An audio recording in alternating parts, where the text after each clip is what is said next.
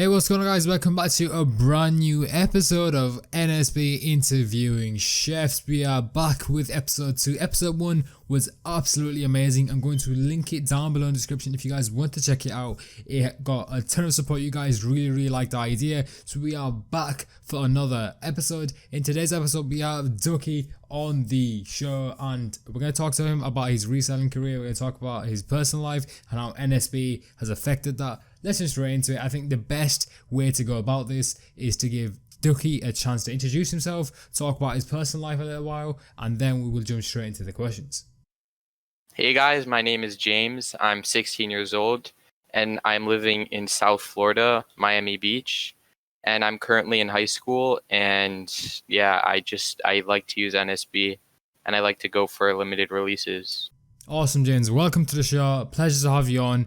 I personally did my own research into it before we do these episodes. It's just because I want to make sure I get the right person. You actually reached out to me, which I really do respect. Also, at any point, guys, if you guys want to check out James, his link will be down below to his Twitter. You guys are going to check him out. But let's jump straight in to the question. How did you discover your passion for hyped clothing and shoes? So I discovered hyped clothing and shoes when my friends in school would, during class, they'd go for releases and I'd always see them do it. And it was always intriguing to me how they'd put so much effort into it, and then whenever they were successful, they'd make a ton of money. So my whole life I've always been into making money. So eventually I wanted to get into it, and then I just started going manual. Then from there I went on to bot. Yeah, definitely. That is very similar to a lot of people's experiences. They learn from friends, and obviously when you're that age, you kind of want to do what your friends are doing. If it becomes something you like, then obviously you expand on it, you research more, and that leads you to botting. I feel like tons of people went down that path from who I've spoken to, and personally I know a lot of people in my real life that got into hype clothing because of me, and then they went into botting. So it's a very familiar aspect. But something I did want to talk about, you talked about going for releases manually. What were some of the first releases you went for manually? The first release I went for was a Jordan 6 Ali May women's shoe, and I went for it on Bodega, and at 10 a.m. I refreshed a page and it loaded out of stock.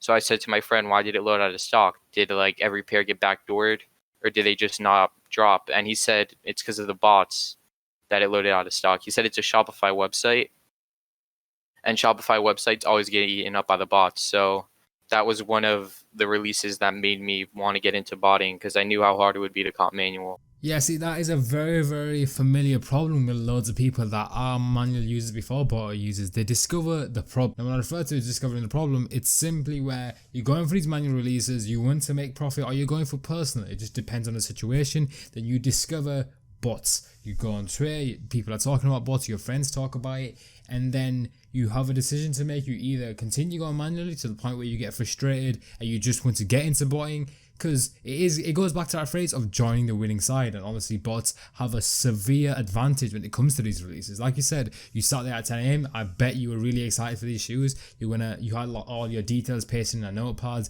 you had your Chrome overflow ready, and as soon as you refreshed the page, it was out of stock. So that feeling must have been bad. So moving to botting, I feel like it becomes a lot more enjoyable for someone to get these hype shoes, especially if they're really interested in the brand and they're going for personals as well. Now, when you did make the transition from being a manual user to a botter, what made you side with NSB to bot these releases?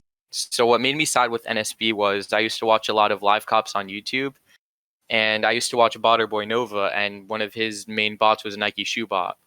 So I saw him cook the Yeezy Clays with NSB. And another thing that made me want to buy NSB was it was always in stock, and a lot of bots aren't always in stock. There aren't a lot of good bots that are always in stock. So in my opinion, NSB is one of the best bots that is always in stock. And the main reason why I bought it was because of the built-in monitor feature. Because I knew that, because there are websites that restock limited shoes 24/7. So with the NSB monitor feature, you could utilize that to check out multiple shoes even in your sleep. So I knew that buying NSB was a great decision.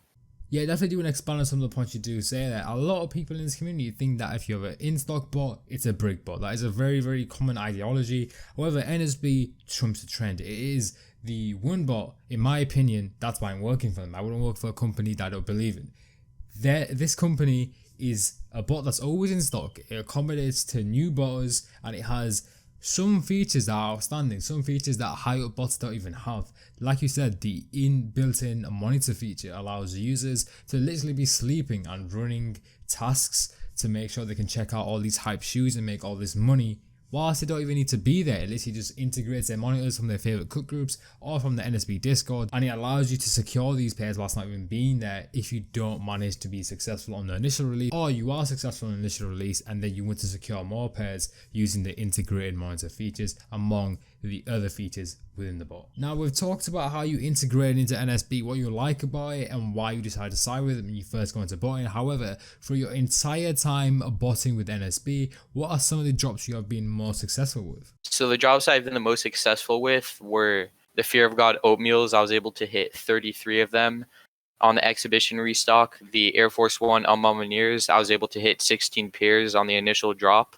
The Yeezy Black non-reflectives, the ones that restocked on Black Friday, I hit like 11 pairs of those with NSB. And then this one I'm about to say isn't really such a big hook, but I think it's crazy good because at the time it was a Supreme bandana box logo drop. It was right after Cypher pushed a huge update, and at the time NSB wasn't doing too well in Supreme.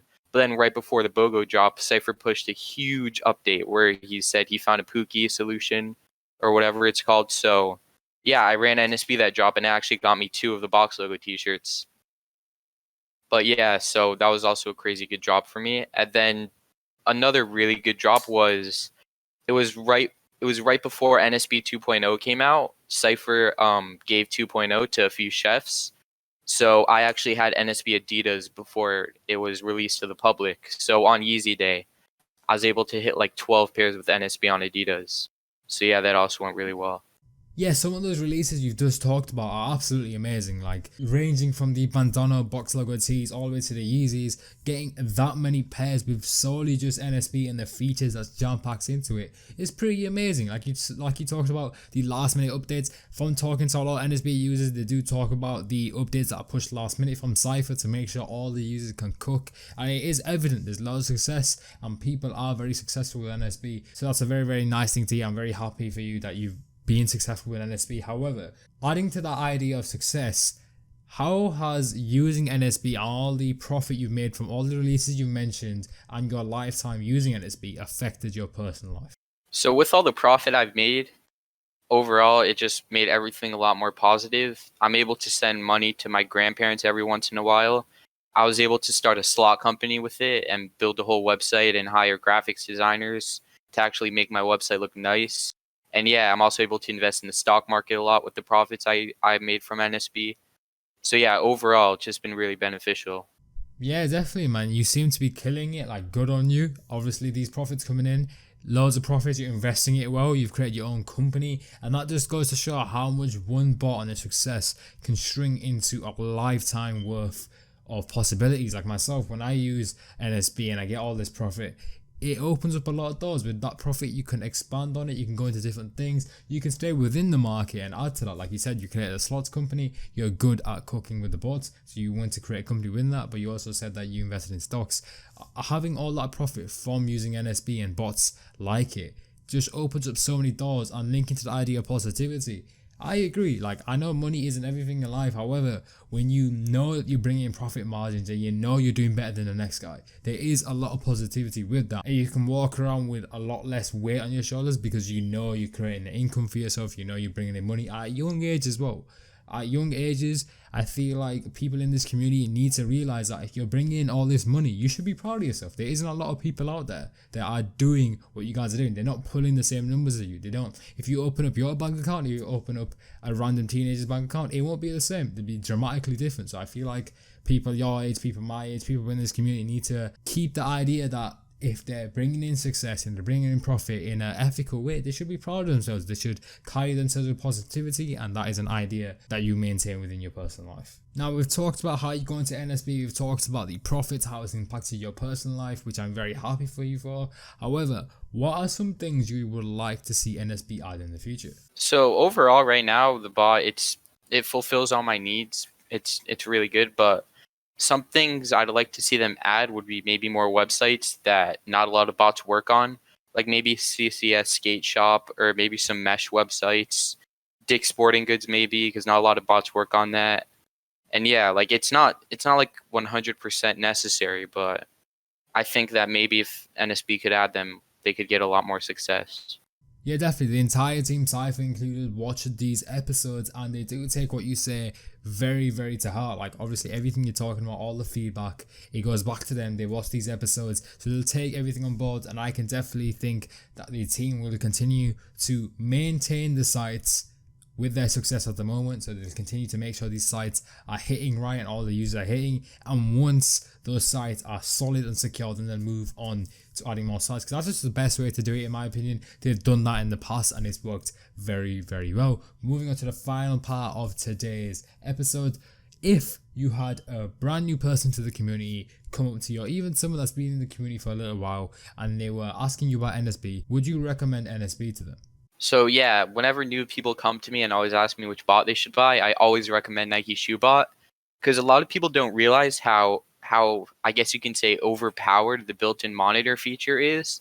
There's only one other bot that has a built-in monitor feature, and I don't believe it's as fast as NSB. So if you could have tasks running 24/7 that aren't even using proxy data, that just wait for that shoe to restock and you could check out instantly if you do it right, it's what makes NSB so much better than every other bot. So yeah, I always recommend NSB to new people, and also it has a really clean UI and it's so easy to use. Like the day I bought it, I knew the ins and outs of it. So yeah. Yeah, definitely. I do agree with the monitor feature. I think it creates a bridge between people's cut groups on their bot. They can combine that together with the integrated monitors. It just creates a huge amount of familiarity. People are more comfortable. They can leave the task of running and check out all these hyped releases like we talked about earlier in the episode. And overall, I feel like NSB is a well-rounded package for new users. So I'm very happy to know that you'd recommend it to other people. However, that ends today's episode. 2 episodes deep into the Interviewing Chefs Season 1. If you guys enjoyed the episode, please drop a like. If you guys are new, please subscribe, turn on post notifications. I highly, highly appreciate it. If you guys are watching this right now and you feel like you qualify to come on the season and talk with me about NSB and your personal life, go ahead down below into the description. There are some contact details. You can go and contact me, submit all your success. Those are things we will judge you to get onto these episodes. I'm going to catch you guys next time. Peace out.